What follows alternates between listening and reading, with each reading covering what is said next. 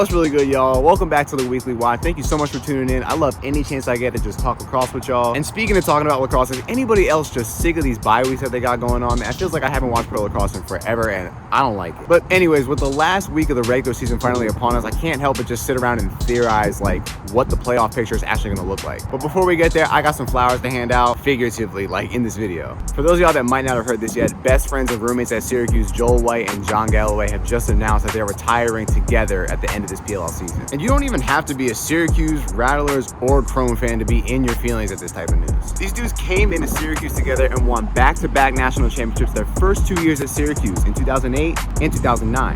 And then straight out of college, they joined the Rattlers together, won a world championship together in 2018, and then have been on Chrome together since 2019. Like, imagine meeting your roommate freshman year, getting to do all of that with them, and then retiring together from your favorite sport 14 years later. As Dave Chappelle would say, that's a news story. And then to top it all off, check this out. So y'all know that those two dudes are two of the best at their position over the last 14, 15 years, and then including college. But did y'all know that Joel White was a shorty in high school? I did not know. He had 103 points his senior year. Could you imagine scoring 103 points your senior year of high school, and then you get to Syracuse and John Desko's like, okay, here's your new stick. Not even change your position. Like, they give you an entirely new stick. Like, I wasn't that nice in high school. I'm not gonna tell y'all how I would react to that type of news, but you know how Joel White reacted to that? He became a Tuaraton finalist LSM. Where they do that at, bruh? I think Syracuse, but I don't know. Anyways, we'll get to talking about why Saturday is a big day for Joel White and John Galloway in a little bit. I just didn't want to wait to give them their flowers. All right, so peep game, we're already halfway through August, so a lot of y'all already know what that means. This Sunday, August 15th, is International Play Lax Day. It's the perfect day to get outside with your stick and share the game you love with a friend. Whether that's on the wall, in the backyard, at a tournament, doesn't matter. All that matters is that you're outside playing lacrosse. So on August 15th, we at TLN want to see all of your best clips of you and your friends outside playing lacrosse, however you do it. Last year, I saw some dude wake surfing playing lacrosse. That one really stuck with me. So don't forget to submit your best clips by tagging us on Instagram. Who knows? Maybe you'll end up on Weekly Watch with me.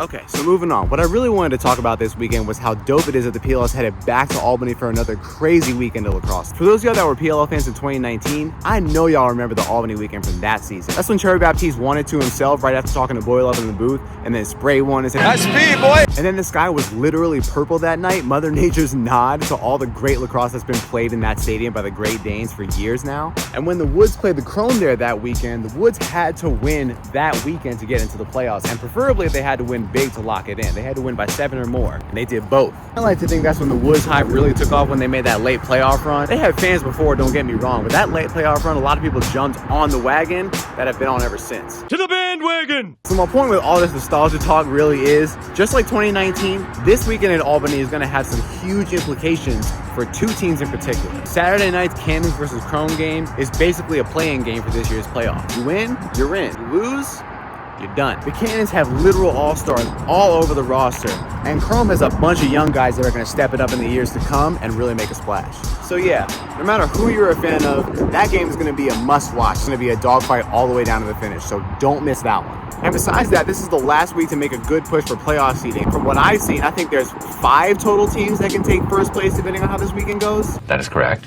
Like, check this out. If Water Dogs beats Atlas, which they won't, go Bulls, then they'll both be 6-3, and Water Dogs will have a goal differential of at least 1 higher because they won the game, putting them in first place. But like, what if Archers beat both Chaos and Whips this weekend? Then they're 6-3 with a better goal differential than both Atlas and Water Dogs, and then they're in first place. And then the Woods also play Chaos and Whips this weekend, so if they win out, they're in the mix for first place too. Now, out of the 5 teams that I'm talking about, the Whips have the longest shot, obviously, because they're kind of down bad with the score differential stuff, but look, can't count them out. They got 2 games to make it up. So all this means that going into the final weekend of the regular season, there's a total of 4 potential teams that could finish at 6-3, and 5 total teams in the mix for first place, like long shot or what have you. We asked for parity and we got it. Wow, we got it. So again, only the last place team is out for sure. That gets decided Saturday night at 7, like I said earlier, Chrome Cannons. So make sure you tune into that, figure out who the first team out and the last team in is. There are 6 games on this weekend, bro. That is so dope. Make sure y'all got Peacock so you can watch all these games. games, or like cruise to a homie's house to check it out. But either way, you do not want to miss these games. 2 Friday night games, bruh. Lacrosse Twitter finna be popping this Friday. You're on Twitter? So for the uninitiated, Friday Night Lacrosse will get the Twitter timeline jumping this summer. Last summer it was PLL After Dark because they were in the bubble. Since we're not in the bubble anymore, I'm sure Friday Night Lacrosse will continue to be a thing. If you don't have Twitter, you need to get on the Bird app. Or if you do have Twitter, you need to follow me at Diggs Tape and follow Lacrosse Network